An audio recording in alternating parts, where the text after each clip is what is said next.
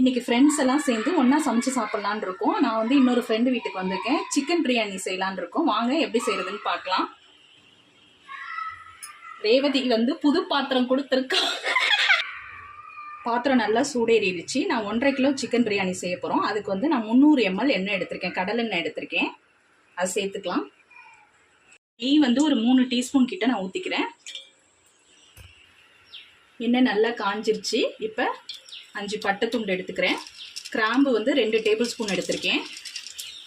அன்னாசி பூ வந்து 3 எடுத்திருக்கேன்.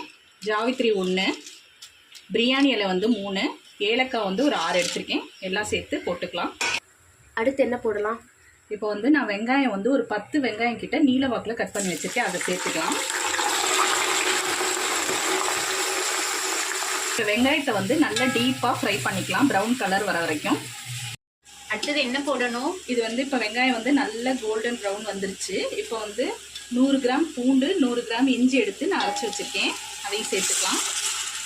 நல்லா இஞ்சி பூண்டு நல்லா வதங்கிடுச்சு. இங்கே 4 பச்சை மிளகாய்,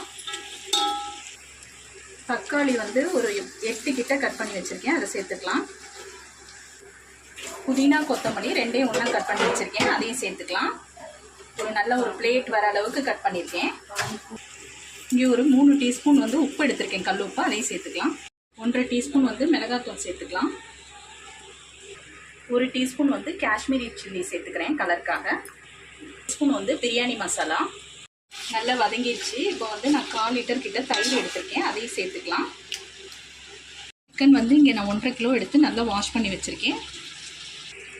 இங்கே நான் 1.5 கிலோ சிக்கனை வந்து மிளகாத்தூள், மஞ்சத்தூள் போட்டு உப்பு போட்டு பசறி வச்சுருக்கேன். அதை சேர்த்துக்கலாம்.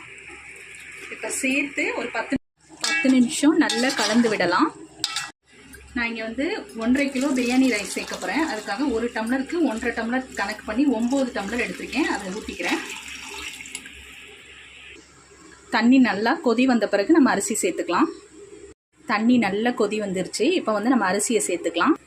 இங்கே வந்து நான் பாஸ்மதி ரைஸ் வந்து 1.5 கிலோ எடுத்து நல்லா வாஷ் பண்ணி வச்சுருக்கேன். கிட்டத்தட்ட ஒரு அரை மணி நேரம் ஊற வச்சுருக்கேன். தண்ணியை வடிச்சிட்டு எடுத்து வச்சுருக்கேன். இப்போ சேர்த்துக்கலாம். அரிசி சேர்த்துட்டேன். இப்போ தண்ணியும் அரிசியும் மேலே ஒன்றா வரணும். அதுக்கப்புறம் நம்ம தம் போட்டுக்கலாம். லெமன் வந்து அரை மூடி புழிஞ்சு விட்டுக்கலாம். இந்த மாதிரி அரிசியும் தண்ணியும் மேலே தெரியுறாப்புல, தண்ணிக்கு மேலே அரிசி தெரியுது பாருங்கள். அப்போ நம்ம தம் போட்டுக்கலாம். இது கூடவே வந்து நான் எடுத்து வச்சுருக்க கொத்தமல்லி பொடி நான் சேர்த்துக்கிறேன். இப்போ நம்ம சிம்மில் வச்சிடலாம். சிம்மில் வச்சு ஒரு தட்டு போட்டு கொஞ்சம் கூட கேப் இல்லாமல் ஒரு வெயிட் எடுத்து வச்சுருங்க. இப்போ வந்து ஒரு 15லேருந்து 20 நிமிஷம் தம்மில் இருக்கட்டும். 15 நிமிஷத்தில் திறந்து பாருங்கள். 15 நிமிஷம் ஆயிடுச்சு. நான் ஸ்டவ் ஆஃப் பண்ணிக்கிட்டேன். இங்கே பாருங்கள், நல்ல பொலன்னு உதிரியாக சூப்பராக வந்திருக்கு பிரியாணி. நான் இங்கே வந்து நெய் ஊற்றி முந்திரி வந்து எடுத்திருக்கேன். இது வந்து ஆப்ஷனல் தான், நம்ம சேர்த்துக்கலாம். இப்போ வந்து டேஸ்ட் பார்க்கலாம். நான் இங்கே ஃப்ரெண்ட்ஸ் இருக்காங்க, அவங்களுக்கு கொடுக்குறேன். வித்யா, டேஸ்ட் எப்படி இருக்குது? சூப்பராக இருக்குது. இனிமேட் நம்ம அப்பார்ட்மெண்ட்டில் எந்த ஒரு இதாக இருந்தாலும் உங்களை கூட்டிகிட்டு வந்து தான் உங்களை செஃப் ஆக்கியாச்சு இனிமேட்டு. ஓகேவா? சூப்பராக இருக்குது. அவ்வளோ டேஸ்ட்டாக இருக்குது. ரேவதி, நீ சொல்ல. சூப்பராக இருக்குது பிரியாணி. ஓகே, நீங்களும் இந்த மெத்தடில் ட்ரை பண்ணி பார்த்துட்டு செஞ்சு பார்த்துட்டு கமெண்ட் பண்ணுங்கள்.